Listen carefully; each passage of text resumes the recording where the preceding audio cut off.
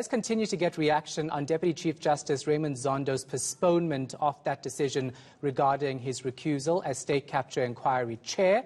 Joining me now is political analyst and presenter of The Fix, Karima Brown. So, Karima, of course, we know that Jacob Zuma's legal team giving an answering affidavit today saying that, in fact, just because the Deputy Chief Justice in his opening remarks said that he does not believe he had any close relationship with Jacob Zuma, that in itself means that he cannot make a fair decision regarding his recusal.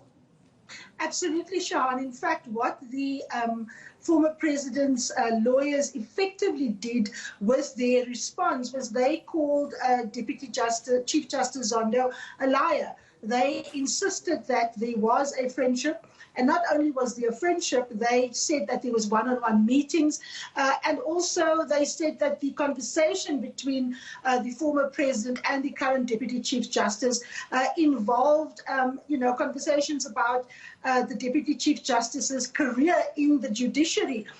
So what Jacob Zuma has done is to, in fact, question the integrity of the Deputy Chief Justice. And the problem, of course, Shahan, is it's now a he said, she said, because when the Deputy Chief Justice entered his opening arguments and his affidavit into the record, he gave a version of what he believed to be the relationship between himself and Jacob Zuma.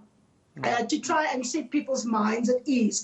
He didn't just rule on whether the application was, in fact, had merit or not. So what he did was he essentially opened himself up to being questioned about that version. And that's precisely what Zuma's lawyers have now done. And they were not witnesses at these meetings. So it's Zuma's word against the Deputy Chief Justice's word. And I think that accounts for the delay, because as you know, initially he asked for a 5-hour delay. He was meant to tell us at 10 this morning, postponed till 3. And then after that, answering, the letter or answering his record, the Deputy Chief Justice has now postponed his decision until tomorrow morning. So Jacob Zuma pulling a Trumpian move, if you like, and of course questioning the very same judge that became a Deputy Chief Justice under his tenure when he was president. Yeah, so it's going to be very interesting, and the fact that the Deputy Chief Justice has asked for more time, because we know it was supposed to happen at 10, then 3, and then he says, actually, hold on, I need to give this more thought. What do you reckon, you always have a crystal ball at eNCA, Karima, what do you reckon this longer period that it's taking for him to make this decision means?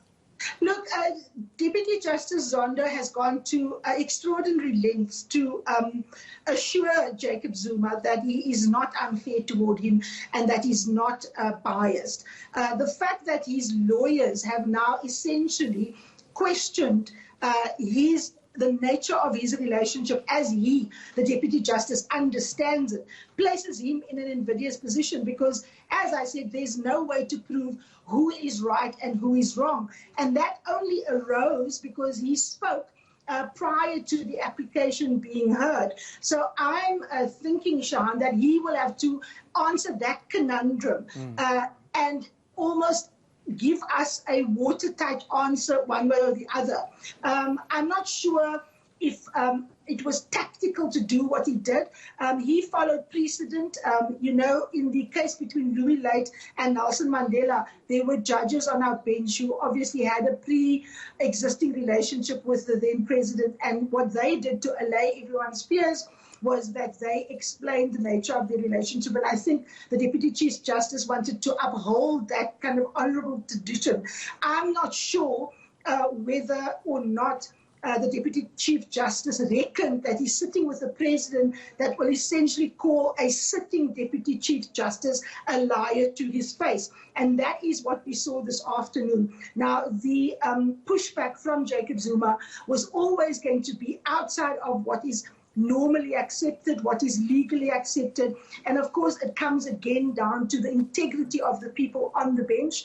Jacob Zuma, together with the Judicial Services Commission is an integral part of the process of how people do take office as judges, and particularly the highest office in the land.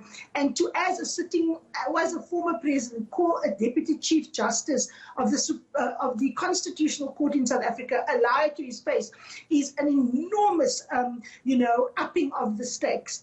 Because essentially he's saying that we have a man whose word we cannot count on as the second most powerful voice in our judiciary. So obviously that will give anyone pause, Shahan, and the Deputy Chief Justice will have to look at an elegant way in which he satisfies South Africa's public and, of course, Mr. Zuma, that if he stays on as chair, and remember he's the only member of this commission, that he will be able to do his work without fear or favor. So it is an incredibly important development that happened this afternoon, and Mr. Zuma essentially going for broke.